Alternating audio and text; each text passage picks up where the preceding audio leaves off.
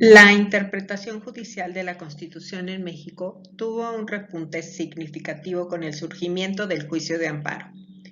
A partir de entonces, su desarrollo ha sido paralelo.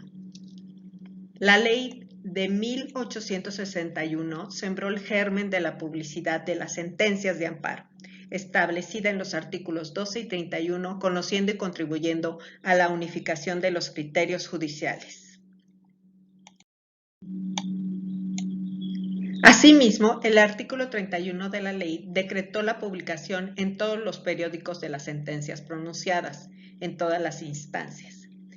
Tiene como antecedente el artículo 30 del proyecto Dublán, redactado en términos similares, con la diferencia de que éste mencionó que la publicación se haría en los periódicos, nada más. En cambio, la ley señaló que debía hacerse en todos. Otro antecedente importante es el hecho de que los jueces tuvieran como pauta de actuación la Constitución al interpretar si su actuación se encontraba conforme a lo que ella establecía, sin mencionar en absoluto a las sentencias de la Corte como pauta obligatoria. Sin embargo, se considera como antecedente al analizar el proyecto y la ley de 1882. Es donde se insertó la obligatoriedad de las ejecutorias de la Corte. La Ley de Amparo de 1869 fue expedida por el Congreso de la Unión el 19 de enero. En su artículo 13 de la Segunda Ley de Amparo, Ley Orgánica Constitucional, se señala que los jueces de distrito funcionarán como jueces de instrucción. Esto va a dejar que la Suprema Corte dicte sentencia respectiva, hablando de la Ley de 1869. En esta misma ley también se incorporan elementos del artículo 126 de la Constitución de 1857, pues hace mención sobre los tribunales que, como para el fijar el derecho público, deben tener como regla suprema la Constitución Federal, las leyes que de esta misma emanen y también los tratados de la República con otras naciones. La Ley de Amparo de 1882, elaborada por Luis Vallarta, encargado por Ezequiel Montes, secretario de Justicia, es un intento legislativo para dar fuerza vinculatoria a los fallos de la Suprema Corte respecto a otros órganos jurisdiccionales. Además, está apoyado en el sistema judicial norteamericano. La misma ley estableció que las sentencias de los jueces de distrito debían fundarse en el texto constitucional.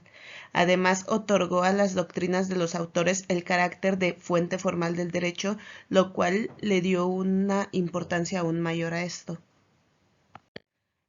Algo muy importante de la Ley de Amparo de 1882 es la parte de la publicidad, pues las sentencias tenían que tener el carácter de público.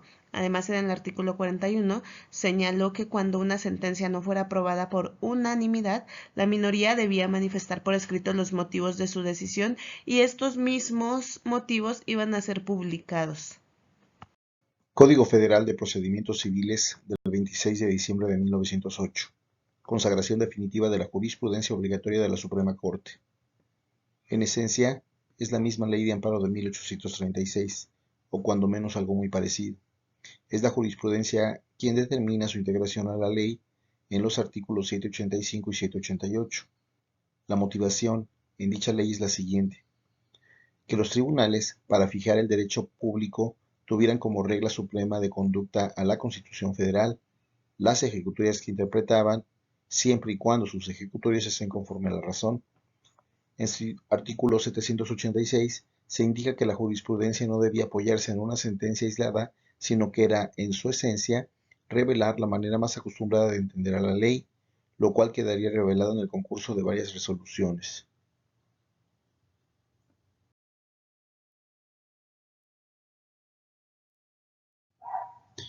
En su artículo 786 se indica que la jurisprudencia no debía apoyarse en una sentencia aislada, sino que era su esencia revelar la manera acostumbrada de entender la ley, lo cual quedaría revelado en el concurso de varias resoluciones.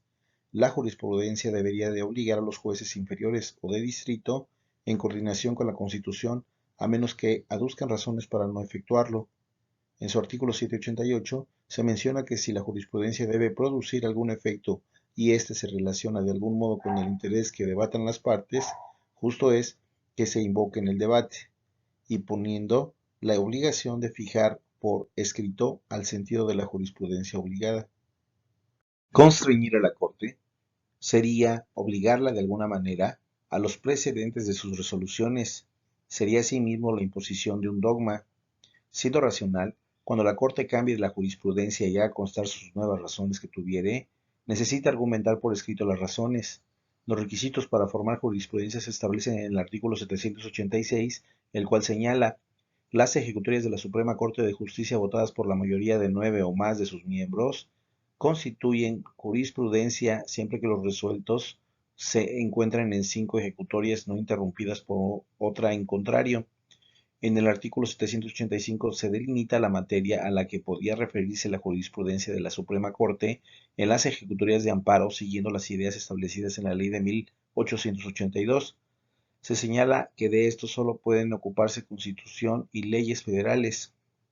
Durante la vigencia de la Constitución de 1917, se suprime la regulación del amparo del Código Federal de Procedimientos Civiles y para ese efecto se expide una nueva ley, la cual lleva como título Ley Reglamentaria de los artículos 103 y 104 de la Constitución Federal, con fecha del 20 de octubre de 1919, en virtud de que además de regular lo relativo al amparo, también se ocupa del denominado recurso de súplica.